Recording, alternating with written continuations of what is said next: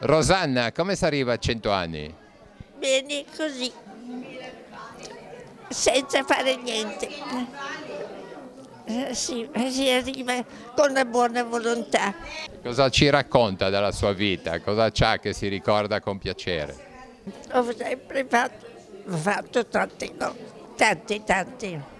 Mi hanno detto che lei è una buona ma severa. Sempre sono stata severa con i miei figli, perché ci vuole la severità, ci vuole. Mi dice una cosa che si ricorda con più piacere dalla sua vita.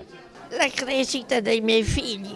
E invece oggi questa bella festa se l'aspettava? No, questa proprio no, è stata una sorpresa meravigliosa. Sono molto contenta, molto, molto. Una grande festa oggi per la mamma. Assolutamente sì, anche perché era giovane, perfetta e contenta. È informissima. È informissima, sì. E come è arrivata così bene a 100 anni? Con la sua forza di volontà e serenità.